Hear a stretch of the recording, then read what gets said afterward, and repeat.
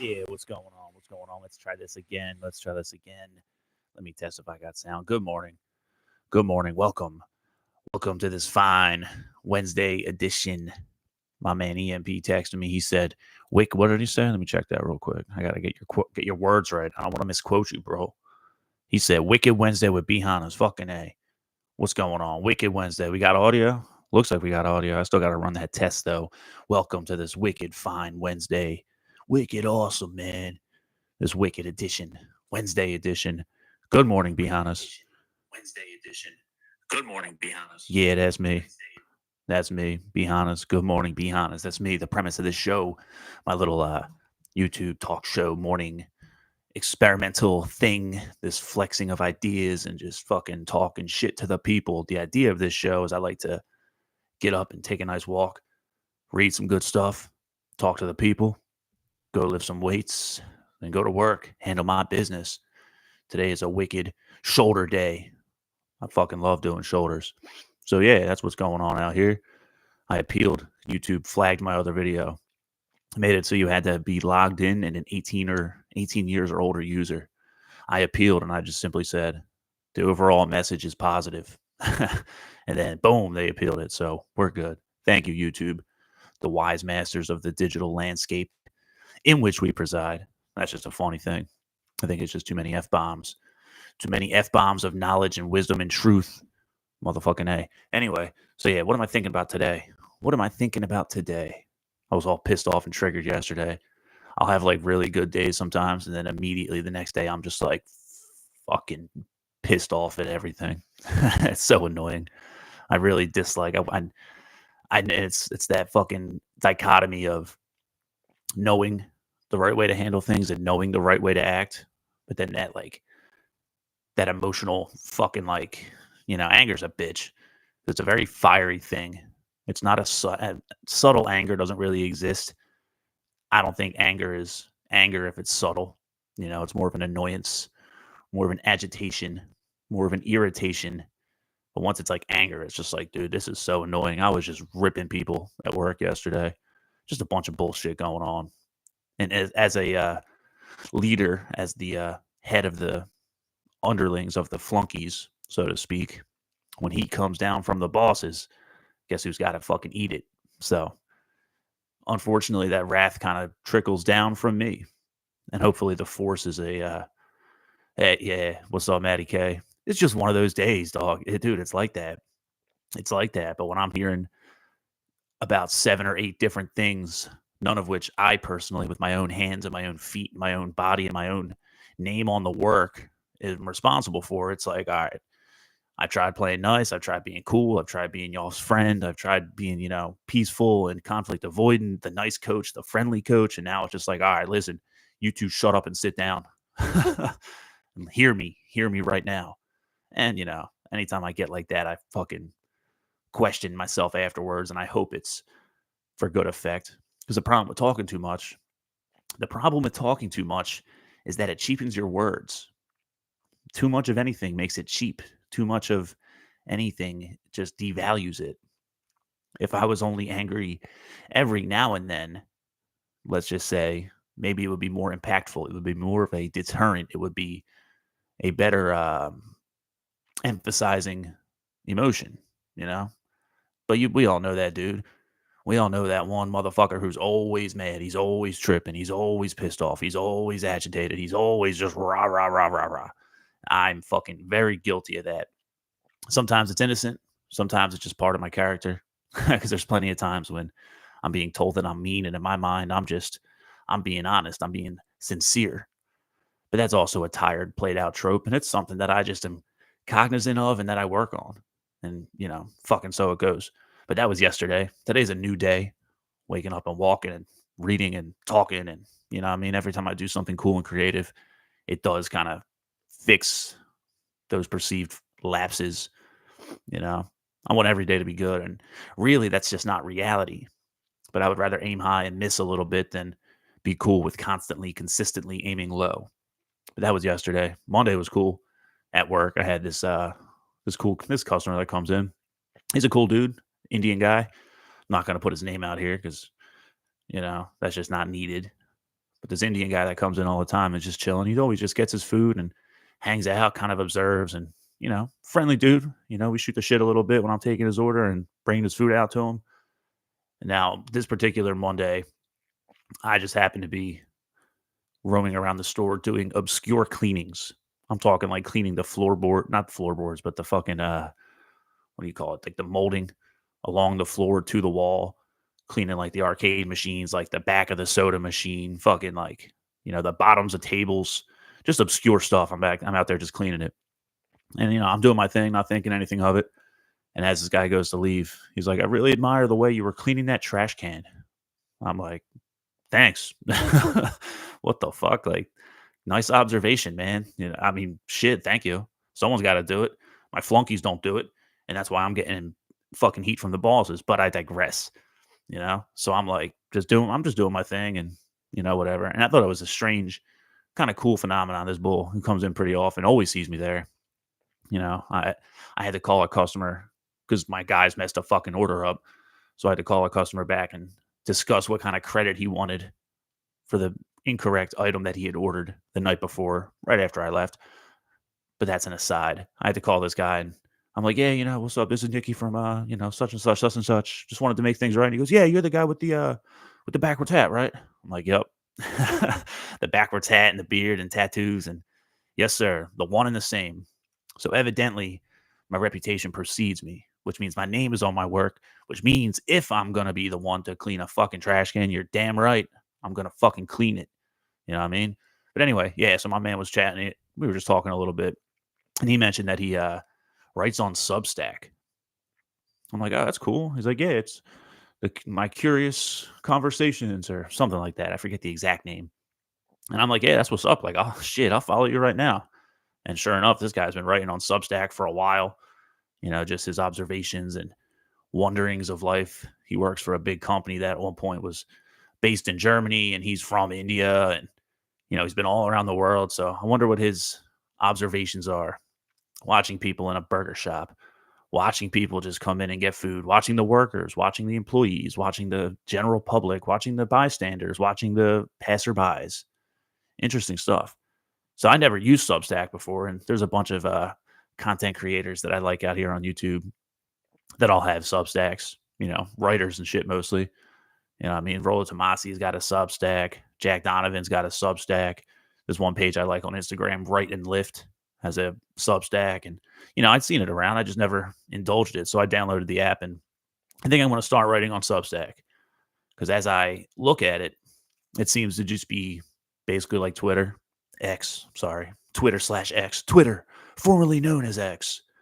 Substack seems to be that, but more of an angle towards allegedly intellectual pursuits, all of which exists across social media. Twitter, by and large, I consider to be a sewer. It's the plumbing. It's everything in the city is connected to the sewer system. But when you're in the sewer, it's gross, it's dirty, it's foul, it's fucking just all types of shit everywhere. That seems to be Twitter to me. When I go on Twitter at Nicky B. Hannas, I literally just repost cool fucking clips of music. ZZ Top clips or Guns N' Roses clips or Metallica, whatever. That's all I fucking, it's useless to me. I prefer Instagram because most of my real friends and people that I actually like and fuck with, that I enjoy, that's the centralizing social media, it seems to me, is Instagram. So in terms of my people's interactions, that's where I like. No one I really know. What am I going to do? Tweet at somebody? Motherfucker, like, you send that shit in group chat DMs. You know what I mean? Hey, at such and such, have you seen this? But it's weird because that's where the politics are. That's where the culture is. That's where all the big announcements are. Can you believe what such and such tweeted? I'm sorry, posted on X, re-X'd. And it's a fucking Wild West and it's a crapshoot. And I dislike it. That being said, since everybody's on it, you have to really sift through a lot of shit to find the diamonds. If Substack is basically the equivalent, but for people who are intentionally using it to constructively build something, that seems to be a pretty positive type of social media. So let's enjoy that. And it's also funny that I had this conversation with my man on Monday, because even on this on the Good Morning Be Honest cast on Monday morning, I had mentioned pretty quickly that writing was something I needed to get back into. Writing was something. Why is my lights going crazy? whatever. Writing was something that I wanted to do. Writing was something that something I've thought about doing and talked about doing for a long time, but I don't do it. I don't carve the time out to do it. So let's see if I can use Substack constituently with this. You know what I mean? If I do this Monday, Wednesday, Friday, ideally, emphasis on ideally, before my man EMP, how dare you hold me to a standard? But what I would like to do is do this Mondays, Wednesdays, and Fridays, and then Tuesday, Thursday, and Saturday, just write a couple things on Substack, just because I don't post my own thoughts on my social medias. You know, Facebook is too much like it's like all localized, and anything you say can and will be used against you. And I haven't had too many instances of it being used against me, but like I'm not gonna just put my thoughts out there on Facebook with the boomers so I could have some old bruncher lady down the street. And you believe what such and such said? Shut the fuck up. Like nah, man, there's no point for that. And then have my family on there and shit. Like it's old and archaic, and Facebook is the wackest of all the social medias, but it's great for like our parents and shit, that the well-intentioned people who don't go in there to stir shit up, but it's weird. It's fucking weird. Too personal. Too personal, I think. Not every single fucking person that I've ever met in my life who I'm now Facebook friends with needs to know my opinions on existential philosophy or fucking nationalist policy, or fucking my opinions on this, or I don't need to know their opinions on abortion and all this other dumbass shit. But yet, as we sit here and just just in moments of boredom, this compulsive boredom that we all fucking indulge in to some extent, I'm made to know things about people that I never really cared to know. And I don't even know if I know these people well or if I even like them in the first place. So it's weird out here on social media. The long and short of it is, thank you to my dude Monday Morning for introducing the idea of Substack to me. I should start writing stuff on there. Because even if it took 3 iterations of YouTube attempts over the course of a year and a half to get relatively consistent with this, well, I'm relatively consistent now at a very, very low level. And I appreciate you guys in here for hanging out with me on these fine mornings as I fucking explore and experiment and learn about myself and fucking hopefully be useful or enjoyable to other people too. That's what I look at this as. If I could do that on Substack, not even caring about the results, that's a good thing. That's growth. By definition, that is growth. So that's where I'm at with this shit. What was I thinking about today? In my readings, I got a couple notes here. I'm still reading through that book, Revisioning Spirit, and the study of thumotics, the thumos, and the otics of thumos. And it's interesting. I got some stuff in here that I would talk about, but I'm already 13 minutes in, so I don't want to keep spiraling too hard. What I will talk about in terms of stuff that I'm reading, the many, many books that I'm fucking reading at any given time or just picking up and perusing through. I picked up last night this book called The Master Key System by Charles Haanel. It's either Haanel or Haanel. I don't know how to say it. Charles, it's spelled Haanel. The Master Key System, which apparently was massively influential on the one we all know, the great Napoleon Hill. I heard this book just through association for a long time, never picked it up or read it until probably about this past winter when I'd started reading it. And that's when I'm reading all this stash of shit back here. The Master Key System is back there, the James Allen, the Neville Goddard collection, like all the new thought, the new age, the law of attraction based stuff. That's when I started reading the Master Key System. And I picked it up last night. The whole thing it's just like what Napoleon Hill talks about with the interfacing with the mastermind, interfacing with infinite intelligence, whether that's source, whether that's God. I hold that to be God, the collective consciousness, the collective endless well of thought, finding things, learning things, and knowing things epistemologically, knowing them with certainty without relying on authority or someone teaching you, the things that exist within all of us if we can tap into them. And from reading the Master Key System, it's, that exists. The closest layer we have to that layer of things is our subconscious. And then as we go into our conscious thinking, that's where our sensory inputs and stimuli matter. And it's fascinating shit. How do you go down that whole stack of things from what I observe, feel, touch, taste, hear, listen? How do you imprint that into your subconscious and then let your subconscious interface with the grandest pool of knowledge and power that exists? It's very interesting to me. I picked it up last night just on a whim. Took a nice long nighttime walk last night and was feeling particularly inspired. I've been writing a lot of music, been playing guitar, and got a whole bunch of stuff cooking up in the music realm. So the inspiration is coming back. I feel the thumos. The thumos is fucking rising, dog, and I love that shit. And every now and then it makes me pick up the woo-woo magic thinking, manifestation types of stuff. So that's where I'm at. This thing that I picked up, this section that I read was very poignant. Here it is. Mr. Charles Haanel says, the real battle of life is one of ideas. It is being fought out by the few against the many. On the one side is the constructive and creative thought. On the other side, the destructive and negative thought. The creative thought is dominated by an ideal. The passive thought is dominated by appearances. On both sides are men of science, men of letters, and men of affairs. He goes on to say, on the creative side are men who spend their time in laboratories or over microscopes and telescopes, side by side with the men who dominate the commercial, political, and scientific world. On the negative side are men who spend their time investigating law and precedent, men who mistake theology for religion, statesmen who mistake might for right, and all the millions who seem to prefer precedent to progress, who are eternally looking backward instead of forward, who see only the world without, but know nothing of the world within. Wise words from one of the great masters of the New Thought, Charles Haanel, Master Key System. Scope that shit out. And that's where I'm at today, man. So this was a fucking good high energy episode. I'm loving it. I'm loving this fucking pumpkin spice coffee too.